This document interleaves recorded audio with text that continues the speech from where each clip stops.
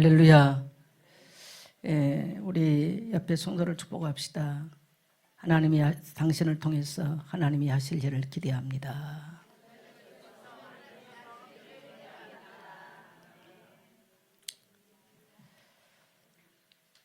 오늘은 이제 올해의 흩어지는 주일 교회 마지막 주일입니다. 여러분, 흩어지는 곳곳마다 하나님의 이루하심과 또 여러분을 통해서 이루실 하나님의 축복들이 충만한 시간 되기를 축복합니다. 우리 옆에 성도하고도 또 한번 인사합시다. 이렇게 축복합시다. 흩어지는 교회에서 응답의 증인으로 응답의 증인 되기를 축복합니다.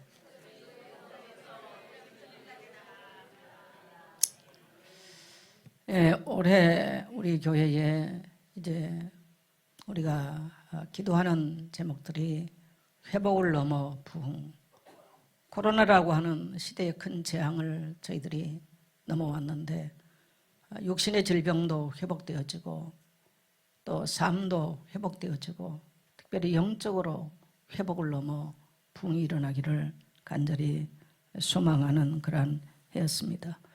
제가 이제 성도님들께 카톡방이나 또 개인적으로 보면 어떻든 성경을 읽고 이렇게 사진을 찍어서 보내온 우리 청년들도 있고 또 녹음을 해서 또 함께 나누는 이런 분들도 계시고, 그래서 어쨌든 간에 말씀 앞에 다가가야 되겠구나, 말씀대로 살아야 되겠구나 라고 하는 성도들이 많이 일어난 걸 보면서 올해 우리가 첫째 말씀 부흥을 기도했는데 하나님의 응답과 축복인 것을 믿고 감사합니다. 더 많은 말씀 회복이 일어나서 저 현장에까지 하나님의 말씀이 흘러가기를 소망합니다. 그 다음에 이제 우리가 영혼 부흥을 위해서 참 기도했는데 참 전도하기 어렵다 이런 때예요, 정말. 그래서 목사도 전도라는 단어가 부담스러워질 만큼 어려운데 생명 노트를 기록하면서 참 은혜가 돼요. 은혜가 되신 분만 아멘 합시다. 그리고 성도들이 뭔가 소망을 갖게 됐어요. 뭔가 그리고 성도들이 열정을 갖게 되는 것 같아서 기대가 되고 또 하나님이 하실 일이 얼마나 소망스러운지 모르겠습니다. 이렇게 하나님께서 연말을 맞이하면서 이렇게 하나님이 응답하시는구나 라고 하는 것을 경험하게 되는 거죠. 또 우리가 이제 간절히 소망하는 것은 교회 재정이 회복돼야 우리가 하나님 나라와 다음 세대를 위해서 쓸 수가 있습니다. 오늘 제일 어떻게 보면은 교회의 어려운 부분이고 또 힘든 이러한 부분들입니다. 그러나 이런 속에서도 어쨌든 올해를 넘어오게 하신 하나님이 얼마나 감사한지. 하나님이 우리 필요를 채워주셨어요. 그러나 교회는 이것이 문제가 아니고 저 이방 나라까지 복음이 확산되기 위해서는 반드시 재정 부흥이 일어나야만 되는 것입니다. 그래서 하나님께서 열망하는 우리 모든 성도님들에게 이러한 재정 부흥을 통해서 하나님 나라 확장 선교하는 일에 전도하는 일에 귀하게 우리 성도들이 헌신될 것을 기대하고 있는 줄 믿습니다.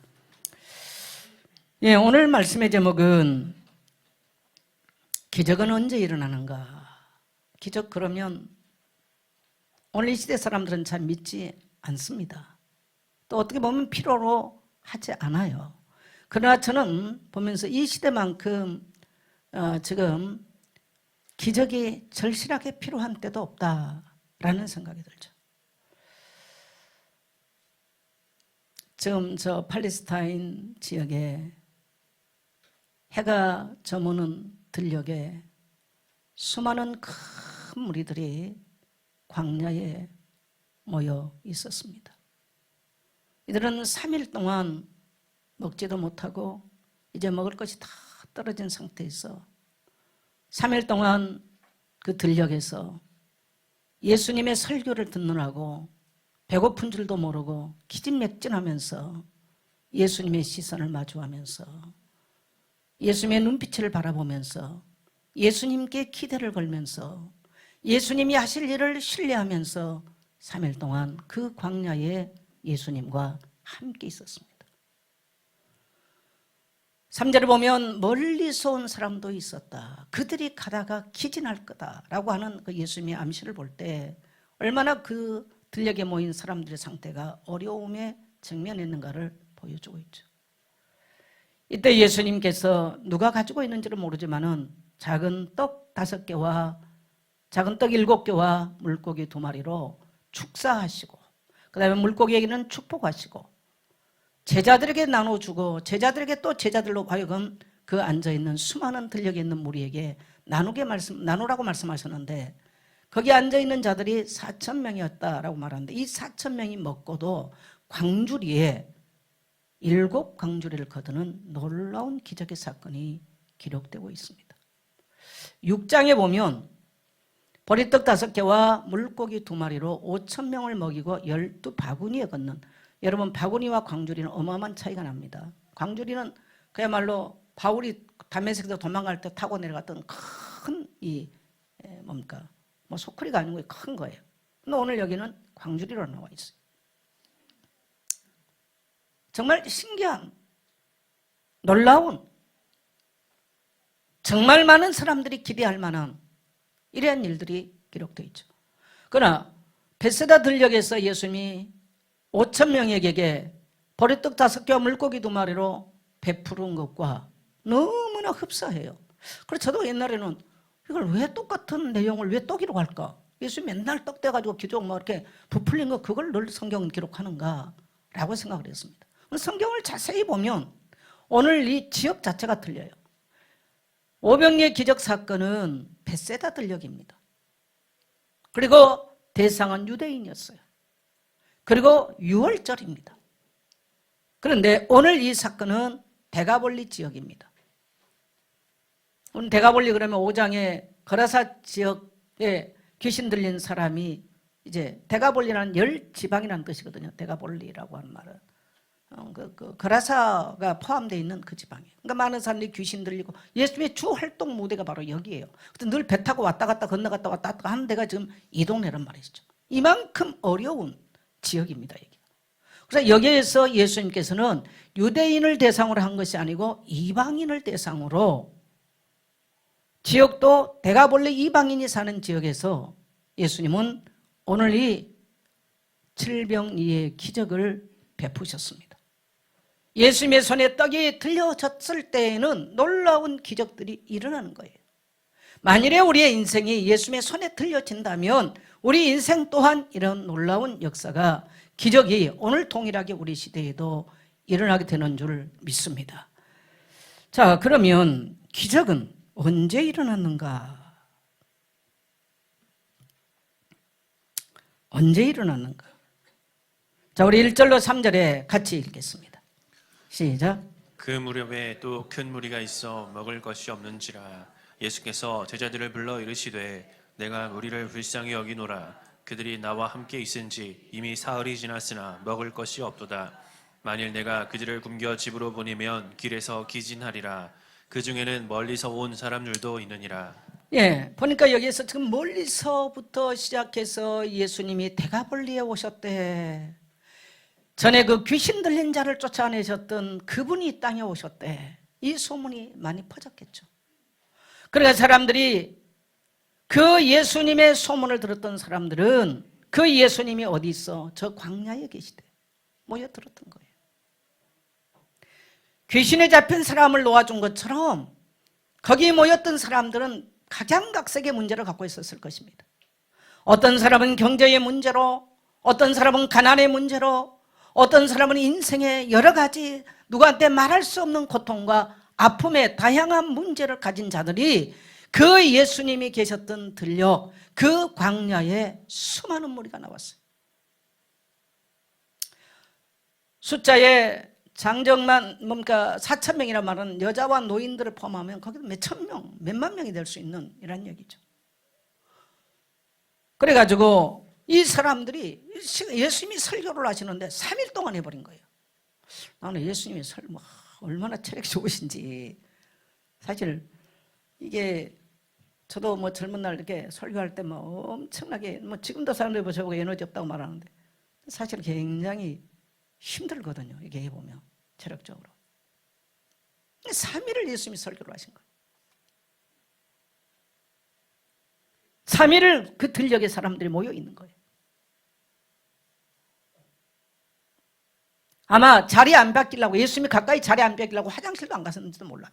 누가 갔다 오면 따사람이 앉아버리니까. 어디서 많이 보았던 광경들이죠. 그러면서 예수님의 눈을, 그 예수님의 시선을 마주하면서 예수님이 하실 일을 기대하는 거예요. 예수님께서 나에게 베푸실 그 일들을 소망하면서 예수님의 눈동자를 마주하면서 3일이라고 하는 시간이 지나버렸어요. 근데 예수님도 좀 이제 체력이 고갈되셨는지 이제 그만해야 되겠다 생각하신 것 같아요. 그러고 보니까 멀리서 와가지고 기진한 저들을 돌려보내면 가다 다 쓰러 죽어버려요. 아마 오늘 우리 같으면 진즉 죽어버렸을 것 같아요. 그래서 예수님이 그들을 불쌍히 여기셨다. 예수님의 기적의 시작은 따라합시다. 불쌍히 여기는 데부터.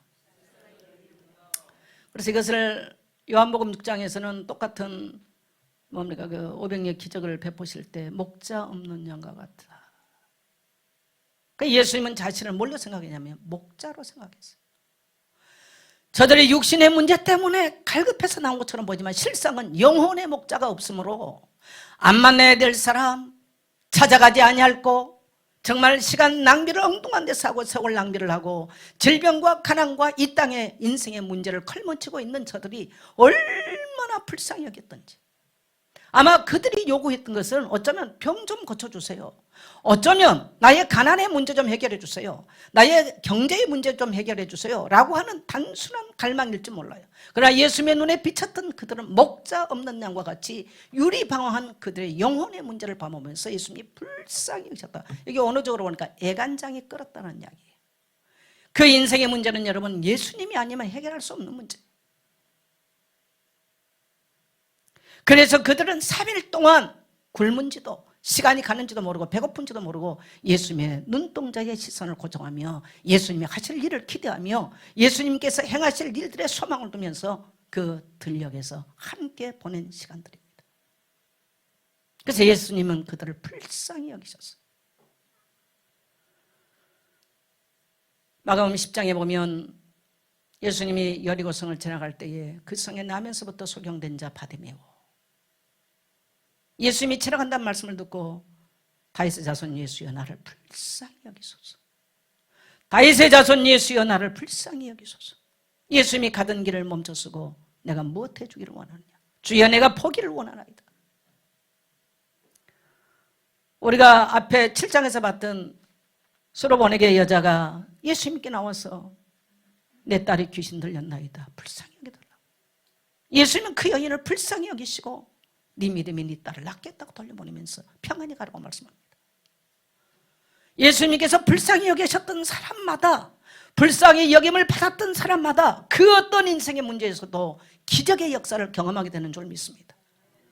사랑하는 성도 여러분, 우리가 이 땅에 살면서 무엇이 가장 행복한 건가요?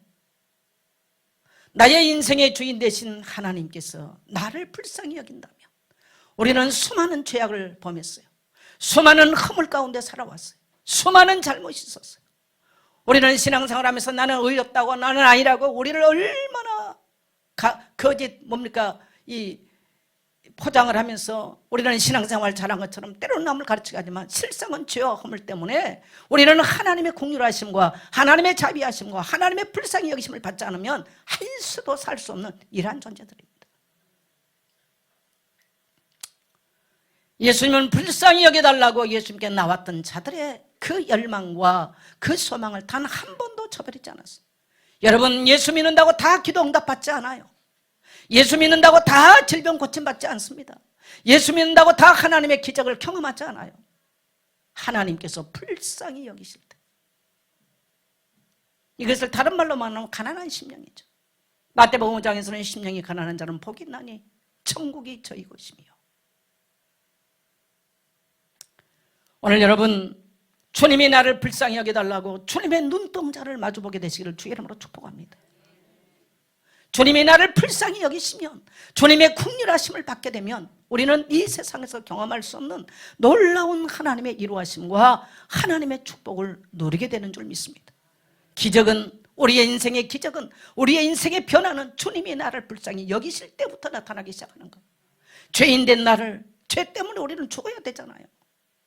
허물 때문에 부끄러워서 나올 수 없는 우리를 주님의 십자가로 우리를 덮어주시고 그 피로 우리를 가려주시고 우리의 허물을 사하여 주시고 내가 너를 불쌍히 여긴다고 말할 때 우리의 모든 죄의 권세와 죄의 속박이 원수의 속박들이 끊어져 나간 줄 믿습니다. 그때 가난의 문제도 질병의 문제도 환경의 문제도 마음의 문제도 해결되는 기적을 보게 되는 줄 믿습니다. 그래서 우리는 그리스도의 마음은 불쌍히 여기는 마음이에요. 우리는 어느 날 너무 마음이 높아져가지고 하나님의 긍휼하심을 별로 필요로 안 해요. 하나님의 불쌍히 여기심을 별로 필요로 하지 않아. 여러분, 하나님의 긍휼하심과 하나님의 자비하심을 사모하게 되시기를 주의 이름으로 축복합니다. 사모하지 않는 사람을 누가 그 만족을 그 사람의 만족을 채워줍니까? 하나님은 사모하는 영혼을 만족케 하세요. 3일 동안 들녘에서 예수님 나를 불쌍히 여겨주세요. 예수님 나에게 자비를 베풀어 주세요. 예수님 나를 긍휼히 여겨달라고 3일 동안 예수님의 시선 앞에 머물렀던 그들에게 예수님은 보리떡 5개와 물고기 2마리로 기적을 베푸르셨지 아무나 길 가다가 이리 와봐라 내가 얼마나 위대한 거 봐라 그러면서 예수님은 기적을 베푼지를 않았어요. 이 바로 뒷면에 뭐가 나오냐면 유대인들이 뭐라고 말하냐, 당신이 하늘에서 왔습니까? 기적 한번 베풀어 봐요. 쉽게 말해 이런 말이에요. 조용필이잖아. 조용필 당신이 그렇게 과학이야? 노래 한번 불러봐. 이 말하고 똑같은 말이야.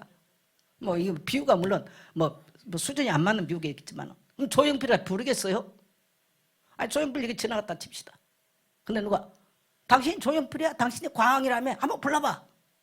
여러분의 말 듣고 조용필 노래 부르겠습니까? 내 말 듣고는 절대 안 부를 것 같아. 쳐다보고 가짠타는 눈으로 지나갈 것 같아. 좀 유대인들이 예수님께 당신이 하늘에서 왔어? 표적을 보여봐. 이 악하고 음란한 세대에게 내가 표적 안 보인다고 그랬어요. 니들 속이 얼마나 음란하고 더러운지 내가 안 보인다고 그럽니다. 그리고 유대인들은 표적 구하는 것을요 믿기 위해서 구하지 않았어요. 안 믿으려고 표적을 구한 거예요. 아마 신앙생활하면서 그런 오리를 한 성도도 있을 거예요. 예수님이 진짜 예수님이신가? 진짜 구원자야? 그러면 오늘 밤에 내게 예를 들어서 양 뭉치 또 갖다 놓고 여기는 이슬이 여기는 한번 해봐요. 안 믿으려고 하는 시험도 하는 사람도 있죠. 그러나 지금 예수님 앞에 있는 이 수많은 사람들은 그런 마음으로 와요. 물론 있을 수도 있겠습니다만은 그런 자세로 오잖아요. 예수님, 나는 예수님의 긍휼히 하심이 아니 지금 내가 안고 있는 나의 문제는 도저히 해결할 수 없어. 예수님 나를 불쌍히 여겨주세요. 그래서 예수님이 그들을 아신 거예요. 여러분 예수님이 불쌍히 여겼단 말은요 예수께서 불쌍히 여기셨더라라고 나왔지 여기는 1인칭입니다. 예수님이 그냥 1절에 뭡니까 2절 이렇게 돼 있죠. 내가 무리를 불쌍히 여기라 이게 1인칭이에요. 딴 데는 불쌍히 여기셨더라 3인칭으로 돼 있어요. 모든 성경은 3인칭이에요. 그러나 이 부분에서만큼은 1인칭으로 바로 선포했어요. 오늘날 사람들은 지식이 높아졌어요. 돈이 많아. 그래서 이 땅에 돈 쫓아다니면서 다 다른 걸로 풍선 붕 떠듯이 이래가지고 하나님의 좋으심이나 하나님의 자비하심이나 하나님의 긍휼하심에 대해서는요 1절 마음이 없어. 저는 그래서 오늘 시대만큼 불쌍한 시대가 없는 것 같아요. 그럼에도 불구하고 하나님으로부터 불쌍함을 여김받지를 않아. 이것은 여러분에 대한 이야기가 아니고 나로부터 똑같은 이야기예요. 그래서 너무나 내 자신이 처절한 거죠. 오늘 여러분 따라합시다. 주여 나를 불쌍히 여기소서. 다 힘들고 한번 고백하세요. 여러분 무엇이 우리가 내놓고 있어요? 예. 여러분 인생은 죽으면 한 주물로 돌아가 버리는 거예요. 그 끝날이 오는 겁니다.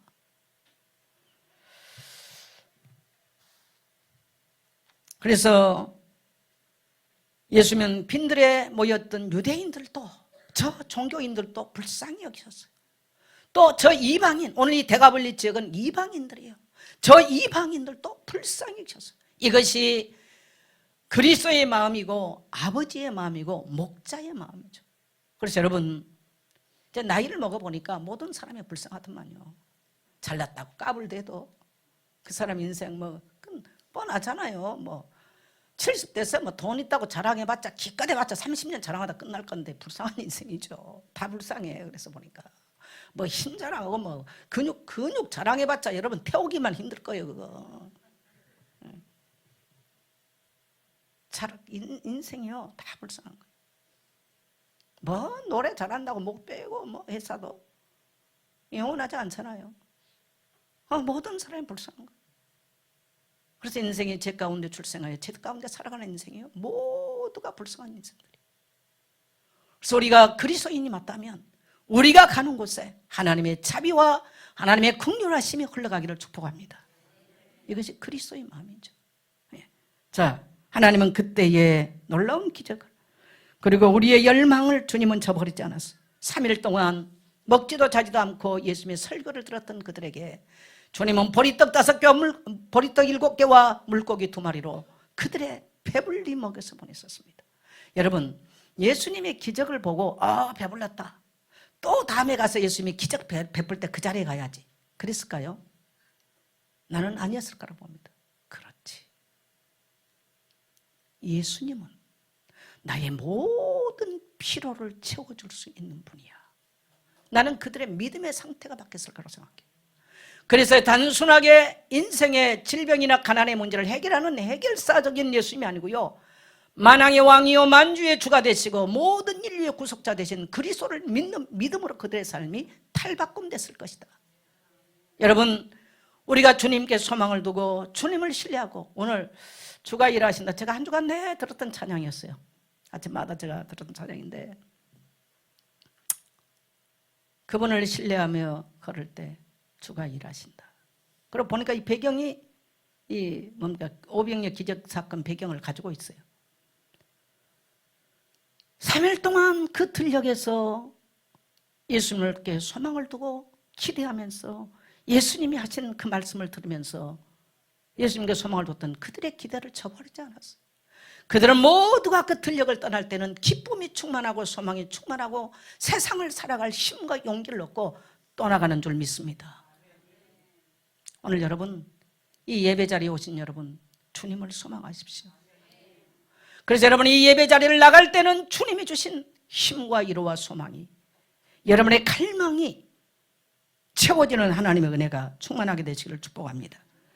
두 번째로는 예수님은 근원적인 필요를 알고 계셨습니다. 자, 6절 같이 갑니다. 아니, 그러기 전에요. 1절 다시 한번 봅니다. 시작. 그 무렵에 또 큰 무리가 있어 먹을 것이 없는지라. 네, 큰 무리가 있어 뭐가 없어요? 먹을 것이 없어요. 예수님 보셨어요? 알고 계셨어요. 예. 자, 그 다음에 3절 같이 갑니다. 만일 내가 그들을 굶겨 집으로 보내면 길에서 기진하리라. 그 중에서는 멀리서 온 사람들도 있느니라. 네, 그 후에 2절에 보면 이미 사흘이 지나 먹을 것이 없도다. 예수님이 지금 먹을 것이 없는 것도, 지금 사흘이 지나 기진한 것도, 그 중에 멀리서 온 사람도, 멀리 지역 이름은 기록하지 않았지만 멀리 지역에서 온 사람도, 이게 너무 예수님이, 나는 제자들이 이렇게 정보를 잘 파악해 줬는지, 제자들이 그렇게 센시티브하게 막 정보를 이렇게 잘 갔을 때 아는데 예수님을 다 지금 알고 계셨다는 거예요. 어떤 정보에 의해서 예수님 아신 게 아니에요.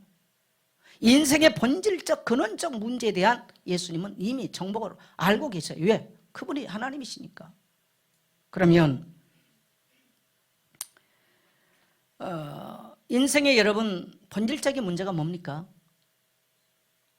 예? 자, 여러분 뭐 너무 메시지 들여다보지 마세요. 뭐 다 좋아하는 걸 뭐 이렇게 그거 들여다봅니까? 지금 여기서는요, 저하고 눈을 마주치세요. 예수님이 안 계시지만 저하고 눈을 마주치세요. 똑같은 벳세다 들려가서 들려갔지만 예수님의 눈의 시선을 고정하고 있는 사람과 없는 사람, 똑같은 기적은 맛봤을 것입니다만 다를 것입니다. 또 여기 와서도 예배 드려도요, 주님께 시선을 고정하고 예배를 드리는 사람과 와서 예배 시간 한 시간 하고, 뭐 어떤 사람은 어떨 때 보면 여러분 주보 놓고 가면 주보 낙서해도 있는 거 많아요. 예배 드릴 때 다 그거 하고 앉았다는 거예요. 다양하잖아요. 여러분 인생의 근원적 문제가 뭘까? 이 땅에 살면서 의식주 문제예요. 의복, 식, 먹는 거, 경제, 주, 집. 한마디로 말하면 무슨 얘기입니까? 먹고 사는 문제. 먹고 사는 문제를 또 말하면 돈 문제예요. 돈 문제예요. 이게 인간의 근원적 문제더라고요. 이걸 뭐 쪼개고 이리 쪼개고 뭐 의복이 없다, 뭐 먹을 것이 없다 이렇게 나누지만 한마디로 하면 돈 없다 이 말입니다. 따라합시다. 돈 없다. 이게 그래서 인생의 가장 큰 문제. 그래서 왜 예수님은 보리떡 5개와 물고기 2마리로 그들을 먹였었을까요? 인간의 근원적 문제를 알고 계실 뿐만 아니라 근원적인 문제를 다스리고 통치하실 분은 살아계신 하나님 아들 그리스도 한 분밖에 없어요. 우리가 왜 예수 믿어요? 만일에 여러분 제가 만일에 예수 안 믿었으면 일생 동안 이 먹고 마심의 의식주 문제 때문에 얼마나 매일 살다 끝났을까? 끔찍한 거죠. 여러분 만일에 여러분이 예수님을 지금도 신뢰하지 못하고 그분의 눈동자를 맞이하지 못한다면 어떻게 해서 더 많은 돈을 모아가지고 어떻게 해서 더 좋은 여기에 시선 맞추고 살다 끝날 것입니다. 자녀에게도 그것 가르치고 끝날 것입니다. 얼마나 우리의 인생이 비참한 인생이 되겠어요. 예수님께서는 들녘에 계실 때 수많은 사람들이 그들이 찾아왔지만 예수님 부른 거죠. 그들에게 먼저 뭐를 만족해 줬어요? 영혼의 양식으로 충만하게 했어요. 3일 동안 영의 양식을 먹여주신 거예요. 3일 동안 영의 양식을. 아마 교회 와서 이렇게 생각합니다. 내가 돈 넣고 기도하고 뭐 이렇게. 근데 여러분 저는 오래 목회를 했어요. 나는 성도들이 기도한다고 다 응답받지 않는다는 걸 알아요. 미안해요. 불신앙적인 이야기 같아서. 성도가 기도한다고 다 돈 주지 않아요. 저는 이렇게 생각해요. 경제 문제는요. 영적인 자기의 그 사람이 영적 문제 때문에 온 사람이 있어요. 정말 주님 만나고요. 해결해야 돼요. 그런데 삶의 습관이 잘못돼서 게으르고 뭔가 삶의 규모 없는데 어떻게 잘 살겠어요? 그럼 이거는 여러분요. 불신자나 신자나 이게 되어 있는 사람은 불신자도 잘 살아요. 이조영이 훨씬 저보다 잘 살잖아요. 왜요? 그 사람하고 저하고는요. 돈 쓰는 규모가 달라. 돈 다스리는 방법이 다른 거예요. 네. 그래서 사람들 오늘날 뭐 경제학을 하고 그래서 제가 교회도 보니까 이 경영학을 공부한 목사님들 교회 경영학 보고요. 저는 놀래요. 우리가 상상하는데 지난 수요일날 안산에 우리 예전 교회 장기우 목사 만나고요. 너무 놀랐어. 이제 40대 중반인데 그분이 교회 경영 보고요. 그분은 회계사거든요. 정말 겸손하면서도 실질적으로 교회에 이 지출될 거 싹 교회 본고처럼 싹 없었더라고. 그러면서 아버지 목사님이 68억의 빚을 남겨놨는데 지금 목사 이임한 지가 10년 됐다고 그러더라고. 2013년도에 이임됐다고 그러더라고. 10년 만에요. 62억을 빚을 다 갚았더라고. 다 놀랐어요. 아버지가 아버지 목사님 정말 훌륭하신 분이거든요. 그분이 68억을 빚을 남겨놨으면 저 아들은 저 큰일 났다. 다 그렇게 생각했어요. 지금 다른 교회 빚이 늘었으면 줄지 않았거든 전부 다. 근데 10년 만에 62억 그래서 6억 남았다고 얘기하더라고요. 그러면서 그 지역을 어떻게 장악해 갈 것인가. 그분은요 휴대폰도 안 써요. 휴대폰 전화 걸어도 받지 않아요. 교회 전화로 딱 받고 아침부터 저녁까지 교회 전화 쓰지요. 나가지도 않아요.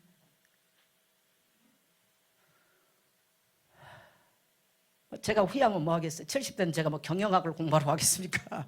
뭐 하겠어요. 이게요 달라요. 여러분 그래서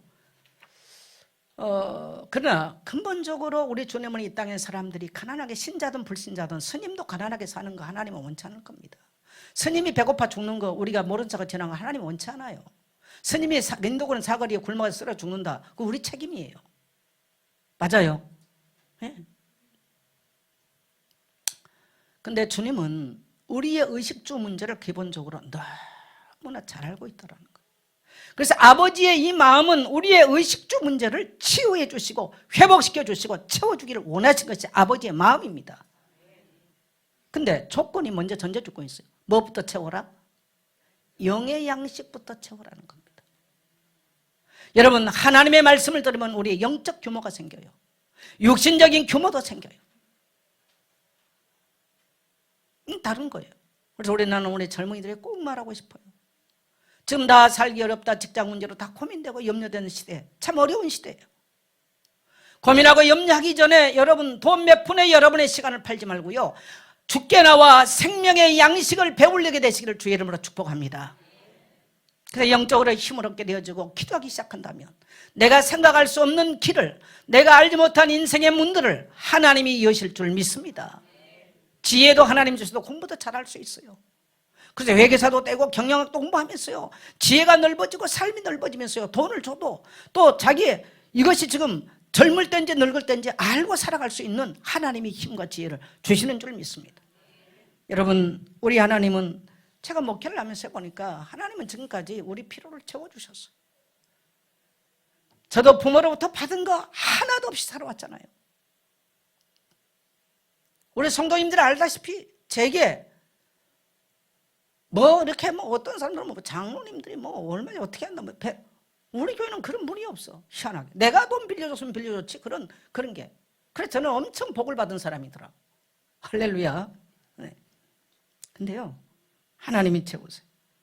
우리의 육신의 필요함을, 질병이 있다면 질병을 고쳐주시기를 원하시고, 가난이 있다면 그분에게 그분의 말씀을 붙잡고 그 말씀을 의지하고 주님을 신뢰하며 그분이 하실 일들을 기대하며 그분을 신뢰하고 기도할 때 주님이 채우신 하나님인 줄 믿게 되시기를 바랍니다. 교회는 보면 의외의 사람들이 또 교회의 재정을 채워요. 참 신기한 일들이에요. 그래서 믿음으로 주를 바라보며 불쌍히 여겨달라고, 주님 나의 가난함을 불쌍히 여겨주소서. 근데 이것을 할 시간이 없고 엉뚱한 데 가서 귀한 세월을, 돈 몇 푼의 시간을 다 바꿔버려요. 여러분, 그래서 금요 기도를 오시라는 거예요. 수요 예배를 오시라는 거예요. 우리 권사님들 영적 양식을 채우는 자리에 나오겠습니다. 시작. 오늘 이 시대로 점점 갈급한 시대가 돼버렸어요. 점점 어려운 시대가 됐어요. 왜? 생명의 양식이 고갈됐어요. 저 같은 경우는 이제 제가 고민이에요. 어떻게 하면 식사를 좀 많이 할까? 한 끼만 안 먹으면 2kg 정도 쑥 빠져버려요. 이 한 끼 식사를 가지고 굉장히 하루하루를 연명을 해요, 제가. 한 끼 식사에. 그래서 최대한 사람에게 말하잖아. 누 전화하거나 카톡 거의 안 해요. 예, 기빨리니까. 에너지 안 쓰는 거죠. 뭐 골치 아픈 거 안 해버려요. 그럼 뭐 하느냐? 하나님과 나의 관계. 그 다음에 교회의 말씀. 이거 외에는 거의가. 젊은 날은 그렇지 않았잖아요. 한 끼 식사를 어떻게 했나? 이게 이제 에너지, 나를 이제 지탱하는 힘인데, 영적으로도 여러분이 그래서 말씀 붕이 일어나야 된다는 거예요. 내게 생명의 양식이 풍성하게 공급하면요, 원수를 대적하고 문제를 대적할 수 있는 힘이 있는 것입니다. 여러분요, 공부를 왜 하냐? 대학을 나오고 지식을 깊이, 그러니까 그렇게 경영학을 공부하고 회계사 되는 그 목사님과 내하고는 질이 달라. 수준이 달라요. 세상적으로도 다른 거예요. 네. 뭐 공부 뭐 하나도 안 하고 아무 저기도 무조건 기도만 했다. 물론 무조건 기도도 되지만요, 그건 다른 거죠. 네. 지식적인 힘이 있어도 세상을 살아가는 게 다르죠. 영적인 힘을 가지면요, 이 세상을 살아가면서 원수를 대적하고 우리 인생의 환난이나 문제를 대적할 수 있는 힘이 되는 줄 믿습니다. 근데 그 힘이 없어. 그 사람 말 듣고 그래? 저 사람 말 듣고 그래? 이러고 다니다 인생 다 끝나버렸어. 너무너무 불쌍한 거예요. 예수님이 오늘 여기 앉아있는 사람들이 지금까지 그렇게 살았기 때문에 불쌍히 여기신 거예요. 목자가 없어, 인생에. 교회에 앉아있어도 목자가 없어요. 지 맘대로 살아요. 여러분의 목자가 있나요? 질문해 보겠습니다. 여러분의 인생에 목자가 있으신가요? 예. 아마 제가 볼 때는 80%는 대답 못할 거예요. 그래서 유리방황하는 거예요. 유리방황하는 거예요. 어느 날 인생에 문제가 들어왔을 때 감당할 수 없는. 그래서 우리는 돈 몇 푼에 우리 인생을 보내지 말고 하나님의 채워주심을, 하나는 주가 일하시네. 나는 그 찬양이요, 너무 은혜가 되는 거예요. 보리떡 7개와 물고기 2마리로 가지고 먹이시고 주가 일하신 것을 여러분 경험하고 그것을 간증하며 그것을 나눌 수 있는 성도 되시기를 축복합니다. 그 다음에는 이방인을 위한 하나님은 구원 계획을 성취하는 자리에 기적이 났어요. 여러분, 정말 선교하기 위해서 기도했는데 물질이 없다. 정말 선교를 위해서 기도했는데요, 하나님이 나는 기적의 때로는 문을 여신다고 봅니다. 제가 천막에서 천막을 쳐놓고 청년들, 제가 정말 그때요, 얘들 대학 다 등록금 해결해 줬어요. 근데 제가 해결한 게 아니고요, 친구들이 많이 도와줬어요. 등록금 나올 때 되면 등록금 없잖아요. 애들 모아서 같이 자고 다 먹고 하는데요. 그럼 친구들한테 가면 1,000만 원 갖다 주고 있고. 여러분 30년 전에 1,000만 원, 지금도 1,000만 원 제게 갖다 준 성도 없어요. 그래서 대학 등록금도 주면서 훈련들 시켰었어요. 그리고 하나님께는 뭘 기도했느냐? 하나님, 모든 족속과 만민에게 복음을 전하겠습니다. 세계 100군데 선교지에 복음 전하겠습니다. 그러면서 선교사 파송하면서 오기 시작했죠.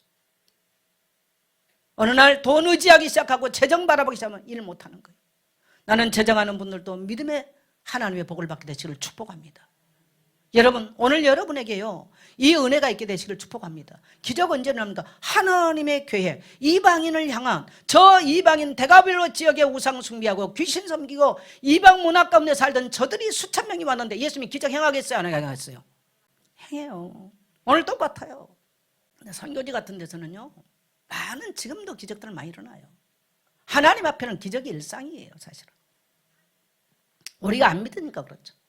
왜? 우리는 다 우리가 계산하고 손파 당기고 오늘 일하면 또 다 이거 하고 앉았잖아. 이방인을 향한 구원 계획이 이루어지는 그 순간, 그 계획 가운데 내가 있을 때 하나님은 지금도 우리에게 하나님의 기적을 베푸시는 거예요. 자, 6절 갑니다. 시작. 주께서 무리를 명하여 땅에 앉게 하시고 떡 7개를 가지사 축사하시고 떼어 제자들에게 주어 나누게 주게 하시니 제자들이 무리에게 나누어 주더라. 여러분, 이제 이게 이제 성만찬인데 요한복음 6장은 완전하게 성만찬으로 우리가 표현하고 있죠. 근데 이방인 앞에서 지금 축사하셨다 이 말은 하나님께 감사기도 있다는 얘기예요. 근데 이거는 언제 하는 거냐면요, 6월절 제사 때 유대의 가정의 가장들이 하나님을 향해서 가정을 축복하면서 하는 모습입니다. 이게. 그러니까 히브리 백성들이 하는 지금 모습이에요, 이게. 근데 지금 이것을 누구 앞에서 하고 있어요? 이방인 앞에서 하고 있어요. 이방인이 여러분 6월절 제사를 드려요, 안 드려요? 안 드려요, 그들은. 근데 지금은 물론 6월절은 아니에요. 근데 예수님은 똑같은 모습을 하고 계세요. 6월절 제사는 우리가 성만찬이거든요. 그러면 이게 무슨 말이냐면요, 오병이어의 기적과 칠병이어의 기적의 차이점은, 오병이어의 기적은 확실하게 성만찬입니다. 근데 오늘 이것은 기적의 관계로 지금 우리가 접근하는 건데, 근데 멀리 구속사적 관점에서 멀리 바라본다면 저 이방인들이 제3을 받고 돌아와서 십자가에서 찢으신 주님의 몸에 동참할 것을 감사하면서 하는 기도라는 거예요. 할렐루야. 그래서 앞서 베푸신 성만찬입니다.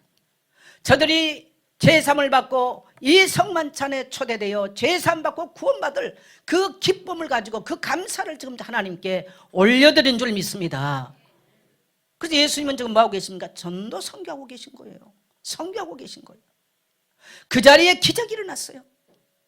우리는 이 땅에 살면서 여러분요, 정말 잊지 말아야 돼요. 따라합시다. 영혼 구원하는 일, 전도 선교하는 일. 그래서 똑같은, 왜 5개 가지고 하는 것과 7개 하는 뭐하러 똑같이 기도했을까? 한 장 차이에. 그게 차이가 난 거예요. 그 차이예요. 저 이방인들이 들어와 하나님의 백성으로 죄사함 받고 거듭나고 구원받은 십자가의 참여를 예수님이 몸소 보여주신 것입니다. 여러분, 우리는 생명 노트를 기록합니다만 그냥 하지 마시고요, 마치 예수님께서 2000년 전에 들녘에서 광야에서 이방인을 향하여 떡 5개, 떡 7개를 가지고 축사하신 것처럼 오늘 여러분이 가지고 이 생명 노트를 가지고 축사 기도하시면서 감사기도 하시면서요, 이들이 그리스도의 십자가에 동참하여 죄사함 받고 구원받기를 간절히 소망하게 되시기를 축복합니다. 그래서 여러분이 이 노트를 통해서 응답의 증인 되시기를 축복합니다. 우리의 계획이 하나님의 계획과 맞을 때 기적이 일어나요. 여러분, 전도하고 선교하겠다고 여러분 기도하십시오. 하나님, 나를 불쌍히 여기달라고. 나는 세상에 별 볼 일 없는 사람이지만 하나님의 구원 계획이 성취되는 일에 내가 쓰임받고 싶다고 하나님 나를 불쌍히 여기달라고 울고 기도하세요. 그러면 하나님이 여러분 인생에 기적을 베푸실 것입니다. 저는 늘 말하지만 제가 목회를 시작할 때 38kg가 안 됐어요. 제가 오늘 아침에 제 몸무게 재가서 48kg입니다. 상당히 힘들어서 내가 의자에 앉을까 말 고민 많이 하고 좀. 젊으니까 그래도요. 38kg면 여러분 여기 아마 우리 30대들 38kg 나간 사람 거의 없을 거예요. 정말 힘들었죠. 그러나 거의가 저는 이부자리 펴고 집에 들어가 자본 적 거의 없었어요. 거의가 강대상 밑에서 엎드려서 기도하고. 그러면서도 선교하겠다고. 왜 제가 선교에 대한 동기를 갖고 있었냐. 저희 집은 13대 종갓집이었어요. 그 속에서 우리는 죄사함 받고 구원받고 거듭났기 때문에 항상 이 은혜가 내 가슴에 뜨겁게 있었어요. 로마서 1장 14절 제가 항상 말하잖아요. 내가 헬라인이나 야마인 내가 다 복음에 비친 자다. 그래서 제가 젊은 날 항상 하나님 앞에 손을 두고 기도했던 건 뭐냐. 저는 산기도를 많이 했던 사람이에요. 홀로 산속에 들어가서 엎드려 기도하면서 하나님 나는 나의 평생 살면서 내가 복음에 비친 것 갖고 살겠습니다. 근데 하나님 나를 목회자로 불렀어. 그래서 하나님 내가 5대학 6대주에 내가 100군데 선교지에 선교사를 보내고 내가 하겠습니다. 꿈도 야무지죠. 그런 기도했어. 그래서 제가 사례비 몇 년 동안 못 받아도 선교사 보냈어요. 파송 계속했죠. 여러분 이것이 한 목사의 소원이 아니고요. 저는 우리 모든 성도들의 가슴에 소원으로 담기게 되시기를 주의 이름으로 축복합니다. 그리고 우리의 손에 다음 세대에게도 담기게 되시기를 축복합니다. 하나님께서 저에게 이 선교활동 안에 건강을 주셨고 이 선교활동 안에 은빛 날개를 휘날리며 다니라고 비행기 다 태워주셨고 다 하셨어요. 뭐 오늘 우리가 너무 성교사 와 있습니다만 저 사람들 대학교 1학년 때 만나서 지금 보니까 이제 50이 다 됐는데 30년 거의 만난 사람. 대학 졸업하고 저 사람도요 이제 중국어 전공을 했어요. 외대에서. 그래 그때부터 중국 선교사 하겠다고. 그래 중국에 가서 북경계 대학 가서 이제 공부했잖아요. 그때부터 몇십만 원씩 어쨌든 지원했어. 근데 어느 날 뭐 뚱뚱하고 시커먼 사람 데리고 가더니 결혼하겠다고 그래. 세빈이 미안해. 너네 아빠 이야기야. 그래 인사하러 왔어. 그거 같이 뭐 중국 선교회 하겠대. 뭐 힘은 뭐 돌쇠같이 충만하겠구나 싶더라고. 그래 또 파송했잖아요. 2007년에. 2007년도에 여러분 저희 교회에서 선교사 몇 명 파송한 줄 아세요? 지금 우리 교단에요. 이렇다 할 선교사들 거의가 우리 교회에서 파송 갖고 나간 사람들 많아요. 죽을 힘을 다해서 힘껏 해왔습니다. 그러나 앞으로도 하나님이 내게 힘 주시면 또 그렇게 할 겁니다. 이 하나님의 계획에 동참하며 주님의 마음을 가지고 주님의 시설이 머무는 곳에 여러분 함께하는 소원을 가지고 주님이 하실 일들을 기대하며 나오게 되시기를 축복합니다. 거기에 기적이 일어나는 거예요. 그 축사가 여기에 핵심 단어는요. 여러분요. 이 8장 본문의 핵심 단어는 따로 축사. 그게 바로 이방인 구원 계획이었어요. 그냥 심심하니까 기적 행하는 게 아니에요. 그래서 엄밀하게 말하면 축사가 아니고요. 표적이에요. 내가 너희를 구원하겠다는 표적입니다. 표적. 네, 기적이 아니고 표적이에요. 그래서 여러분 생명력도 한번 붙들어 보세요. 하나님 이들 영혼을 주님께 올려드립니다. 응답의 증인 되게 하옵소서. 네. 일마다 때마다 시마다 하십시오. 인생은 너무나 속절없이 빨리 갑니다. 그 다음에 기적은 언제 일어납니까? 네 번째 같이 읽습니다. 시작.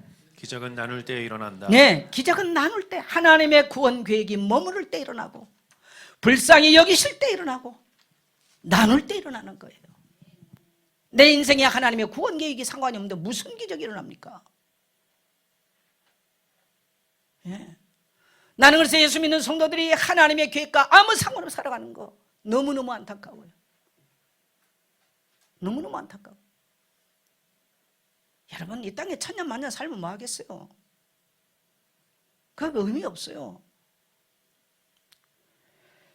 기적은 언제는 나눌 때. 자 6절 8절 같이 읽으면 시작. 예수께서 무리를 명하여 땅에 앉게 하시고 떡 7개를 가지사 축사하시고 떼어 제자들에게 주어 나누게 주게 하시니 제자들이 무리에게 나누어 주더라. 네, 예수님이 어떻게 했어요? 다 앉아라 그렇게 하시고요.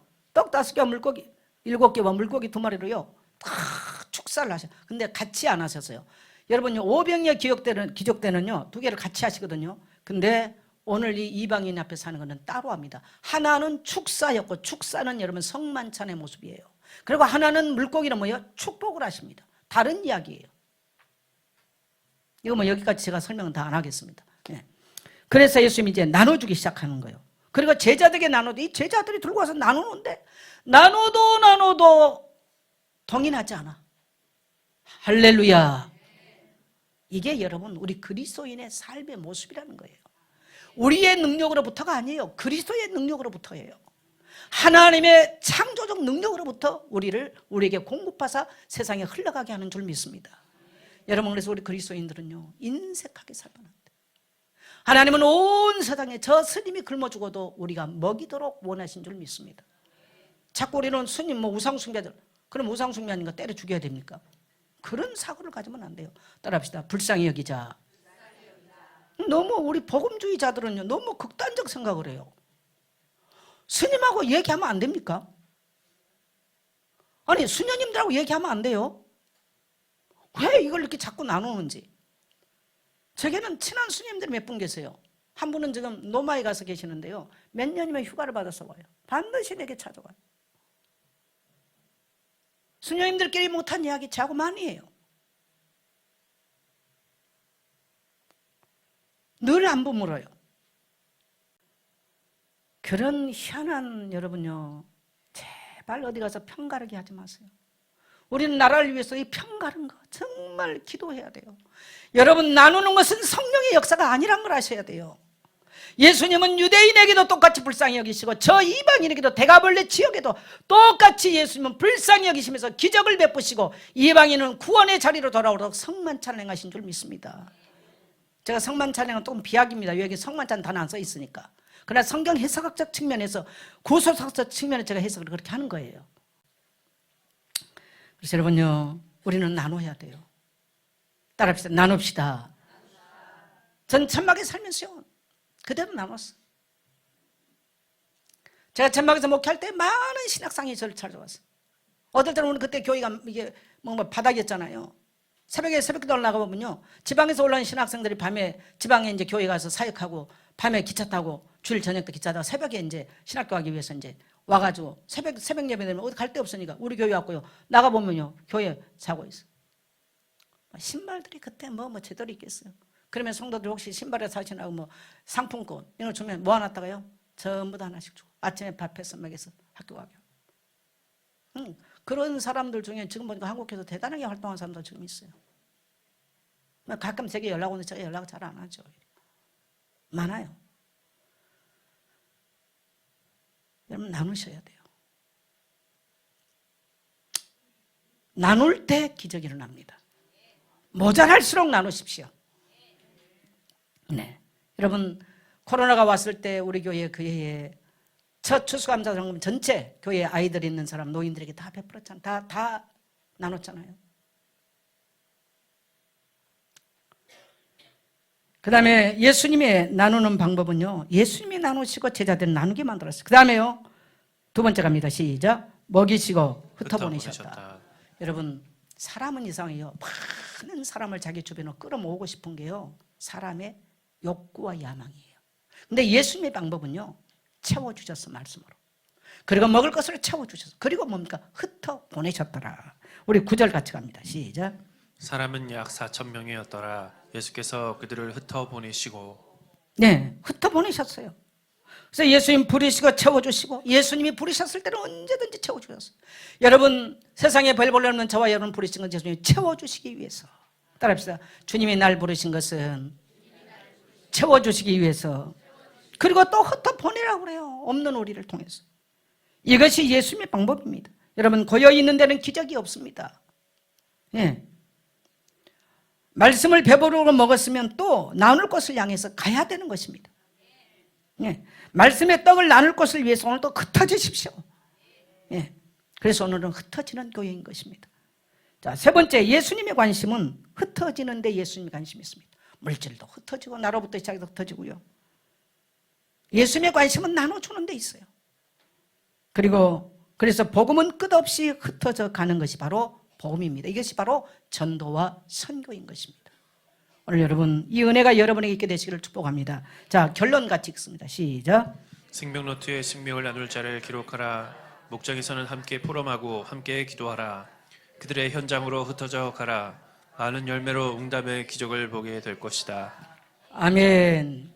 그리고 여러분 예수님의 시선과 마주할 수 있는 기도의 자리 금요일, 말씀을 듣고 채울 자리 수요 예배 함께 하시기를 주의 이름으로 축복합니다.